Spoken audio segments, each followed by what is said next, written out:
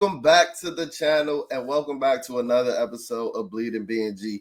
Quick video today recapping day 9 of Commanders Training Camp 2025. Don't mind the trucker hat. Your boy need a haircut. And I know I haven't touched on Terry McLaurin's trade request, but if you guys don't see the t-shirt, I stand with 17, but your boy was just coming off of vacation. So be expecting a Terry McLaurin video to be dropping on the channel any minute now. But I also wasn't in a rush to do a Terry McLaurin video because I told you guys how this was going to play out 3 months ago almost. I'm sizing it. About two and a half months ago, I told you how it was going to play out, and these Terry McLaurin contract negotiations have played out exactly how I told you guys that they were going to go 2 months ago. So if you haven't checked out that video, go ahead and check out that video. But we'll just give you an update on the latest regarding the Terry McLaurin contract negotiations. But as you see, like I said with the t-shirt, I'm standing with 17. 17 isn't on blank check status, but I'm just hoping that these guys get it right. I hope these guys get it right, because one thing that I will acknowledge, no matter if we talk about future compensation and what Terry's going to do for the future, having Terry McLaurin a part of the 2025 Washington Commanders make them a better football team. And if you want to be competing for a Super Bowl, you're going to need Terry McLaurin to do that. Unless you plan on upgrading at the wide receiver with that trade package with Terry McLaurin being the center of it, which I don't expect. Yeah, we're going to need Terry McLaurin to start wearing that burgundy and gold in the coming days now, because we get into August. The calendar is turning. But as I said, we're in August. Recapping day 9 of Commanders Training Camp 2025, just to see all the dealings going on in Ashburn. And without further ado, man, let's get into what happened in Ashburn today. So, all press conferences or all practices start with a pre-practice press conference. That's a tongue twister. Pre-practice press conference from our boy Dan Quinn. DQ said that left guard Brandon Coleman will be out today. Left practice early on Saturday. This is something I'm not too pleased in hearing. I was tuned into the reports while I was on vacay with my toes in the sand. I was tuned into and tapped into all the reports. So I saw where Brandon Coleman was, or he did end up leaving practice early on Saturday. And to see that he didn't, recover in a day span and was able to get out there today, with it being Monday, August the 4th, just to give you a timestamp as I do for all of my episodes, to see that he wasn't able to practice today, it just harkens me back to last year when he had got injured right before the joint practice sessions. If you guys aren't fully aware, we start our joint practice sessions, one of the two that we have this offseason, with the New England Patriots on Wednesday. So less than 48 hours, we'll be boots on the ground in Foxborough with the joint practice session. Fully padded from what I understand and what I've been told, against the New England Patriots. And Brandon Coleman was not able to participate in the joint sessions that we had last year with the New York Jets and the Miami Dolphins due to him being injured early in training camp despite a promising start. Now, he was playing the tackle position. He was getting acclimated to the NFL at the time. And, it didn't seem to bother him during the first half of his season, right?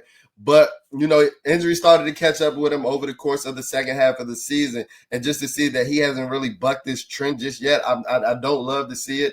Like I said, I don't want to judge a player based off of injuries, but this is something to watch out for. This was a guy that was solidifying his spot as the starting left guard for the Commanders this year. And to see that he's going to be out today, we just got to keep our ears out and keep on alert to see if he's practicing, because he's going to be missing out on some valuable reps, the same valuable reps that he didn't get last year. Now, I know this might be hindsight, but it was a picture of Brandon Coleman last year, or he was a screenshot of a video. He was chilling on the trainer's table. I forgot who had posted it from the locker room.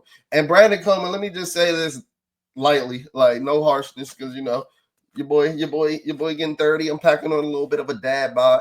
But Brandon Coleman didn't seem to be the most fit offensive lineman, right? He was built kind of like Monique and Precious, right? I'm not even lying. So to see that these injuries are accumulating, I don't know if that's due to him not being in the best shape possible, but it's something that you gotta raise your eyebrows about just a little bit, because our guy Liddell Willingham actually, and it's something I've liked that he's done, he's actually like different off the wall questions to commander players as they exit training camp each day. And in one of those days, he was asking like it was National Wing Day, I believe, and he was asking wings, drumsticks, or flats. And Brandon Coleman went on a whole spiel about how he like drumsticks, how he like flats, how he like chicken sandwiches, how he eating 40 flats and 40 drumsticks. And I was like, yeah, I know we joking, but when you got that picture floating around and when you got these injuries accumulating, we can't be talking crazy like that, bro, because the joke's going to end up eventually being on you. So it's just something to watch out for. Hope he can get back out on the field come Wednesday and practice and is able to practice against the New England Patriots. So that was the first thing that Dan Quinn talked about, and everybody had to report on it. Dan Quinn is looking forward to his players seeing different styles during the joint practices with the Patriots. I am too. One thing that you see over the course of training camp is that when you're around these guys for consecutive days over a 2-week span, damn near a month span by the time the end of training camp comes around, not only the offense, but the defense, you start to know what everybody's doing. You start to get used to their tendencies. So one of my favorite things about the joint training camp practices and things of that nature is that you get like controlled environments, but you're still going against that uncontrolled variable of an opponent that's still working hard, still grinding, and they still want to put on their best. And they're not holding it's not any friendship cards against another opponent in another organization. Shit, we saw that with the Redskins and the Texans and their brawl. That was 10 years ago now. So there's no friends out in that joint training camp session. So just to get a different look, I'm super excited for Wednesday, if you can't tell. Dan Quinn said there's no timetable for Terry McLaurin to be activated off the PUP. It's independent of the contract talks. Dan Quinn still acting like Terry McLaurin's contract sagging is not a thing, and I'm not mad at it because Dan Quinn doesn't work in the front office. He's not the one negotiating these contracts, so he's still discussing it as if that ankle injury that Terry McLaurin has is legitimate, and I'm not mad at it. He's swatting down any speculation and any questions that he could potentially get. Dan Quinn says left guard, John Quinn, talking about Brandon Coleman as well. Guys, we get Commander football this week. We get Commander football on Friday. I'm super excited. Quinn said Bobby Wagner is very disciplined and very structured in this process. There's not an all switch either in him. Bobby Wagner is one guy that I've mentioned, him along with the likes of Zach Ertz, now with the likes of Von Miller. These guys who have Super Bowl pedigree, who have won Super Bowl rings, they can accelerate your rebuild and instill that culture in your young guys where it's just like the culture isn't something that you need to talk about anymore. It's just something, it's like a way of life that's just so ordinary that like it's not being talked up in every press conference like we've seen over the course of the last 2 years. Quinn asked how much time McLaurin would need to get ready. He said the first step will be him getting back on the field, testing acceleration. Will follow process. We've seen through the years someone hustles back and they get banged up. Yeah, like I told y'all, Dan Quinn still acting like that injury is a real thing. And like Terry McLaurin isn't using that as a contract negotiation ploy. And I won't play stupid with you, Dan. I won't play stupid with you. Quinn said it's still too early in terms of Cosmi's availability for week 1, but he's busting his ass to do a lot to do a lot of field work. The team likes his progress so far. So Dan Quinn even putting out there again. Something that caught the surprise of me after day 1 in his initial training camp press conference is that he didn't shoot down Sam Cosmi being available for week 1. So seeing that he's still sticking to it almost 2 weeks later, that seems as if Sam Cosmi is hitting all his markers and progressing very well. Told y'all he's a freak athlete. It's somebody that can be playing potentially in week 1 that suffered an ACL injury in late January, less than 7 months ago. Yeah, Sam Cosmi's a freak.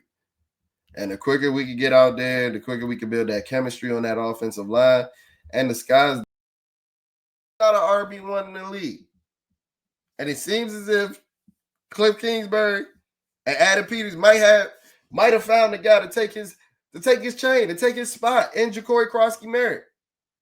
Because y'all not about to tell me that the team drops a highlight package of Ja'Cory Krosky-Merritt yesterday, and then Brian Robinson starts taking reps as a fucking punt returner like he not 240 pounds today. We know damn well Brian Robinson ain't returning punts in the game. So what the fuck is he doing back there? We could at least did kick return. If that don't tell you Brian Robinson's on borrowed time, I don't know what will.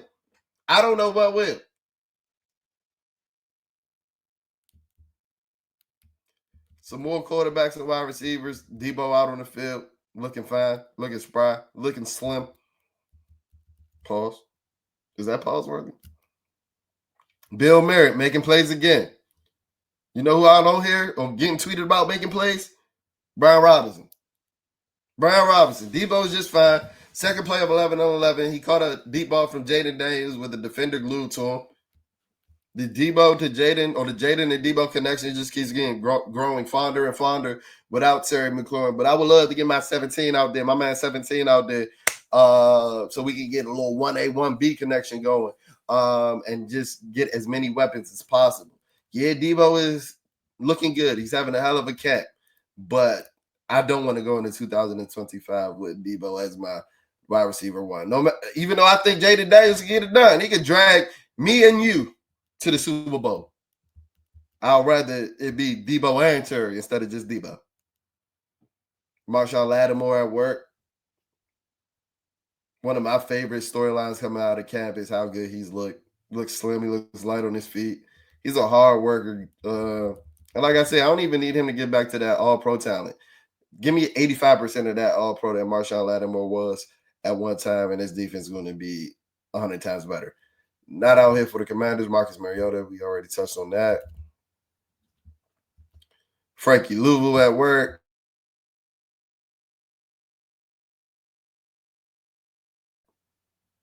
Oh, he's working with Bobby Wagner, actually. I seen people talking about what's the purpose of this drill. It's to shoot your hands when you're going against cutting linebackers. That's a weighted ball as well. So you're getting some good core work, some good arm work as well. But this is just hand placement when you're going against cut blockers and, people trying to chop you in pass pro and things of that nature. Because we really know ball over here at Bleeding BNG. Is it me or is there less and less reports out of training camp? I don't know if the team told him cut that shit. Adam Peters on the field. Trey Amos picked off Jaden Daniels earlier and just deflected a pass intended for Luke McCaffrey. Trey Amos is the real deal. Trey Amos is the real deal. That's probably the person I'm most excited to see come Wednesday going against those wide receivers. Let me see Trey Amos against little Steph Diggs. Let me see him against Pop Douglas. Let me see him against Kyle Williams. I'm super excited to see that because he's been damn near clamping everybody in Commanders training camp. So I'm super excited. We know like a couple years ago, we heard out Emmanuel Forbes was having a hell of a first couple of weeks of camp. And then the Baltimore Ravens joint practice came, and Zay Flowers made him look like he was in Pop Warner. Odell, washed up Odell with no ACL, made him look like he was in Pop Warner. So I'm excited to see Trey Amos, jump off the porch. Jump off the porch into the street against the New England Patriots.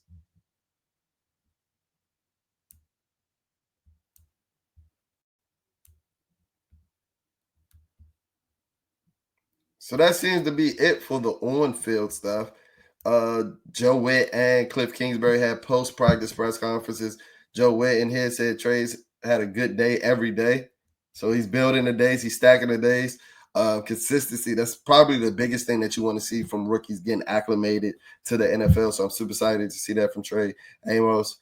Marshall's looking healthy and looking better. Sanford still at Igbenogany, touched the ball every practice. Y'all, I was here last week when I said we're going to have a top 5 cornerback group in the league. And every coming day, every passing day makes me feel better about that proclamation, makes me feel better about that bold take.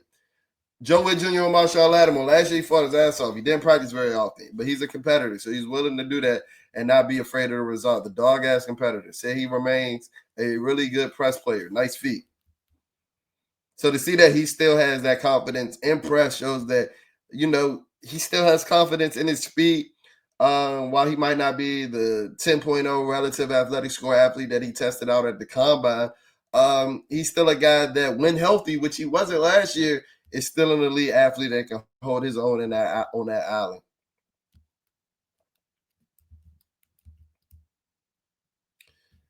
All right, and then Cliff Kingsbury said Deebo Samuel is extremely competitive and willing to do whatever the staff asks, whether it's inside or out. I know it's cliche, but what's the one word that you hear about everybody when they ask about anybody coming out of camp? Competitive, competition. That's something that Dan Quinn has breeded over the course of the last 2 years.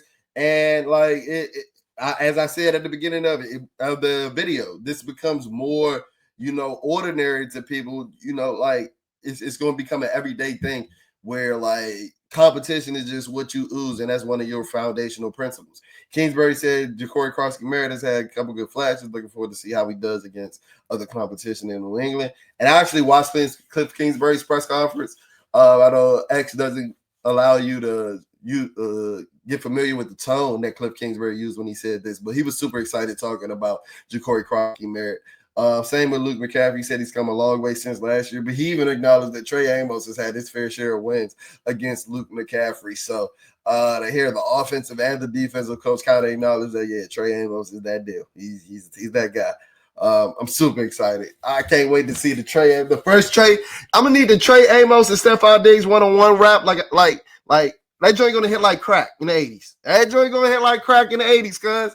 Cliff Kingsbury on Sam Hartman has had an up and down camp, a lot of good throws, but needs to take care of the ball better. Yeah, I agree. Like Sam be throwing him some YOLO balls a couple days when I was up that joint. And or ain't gonna keep you in the league but so long.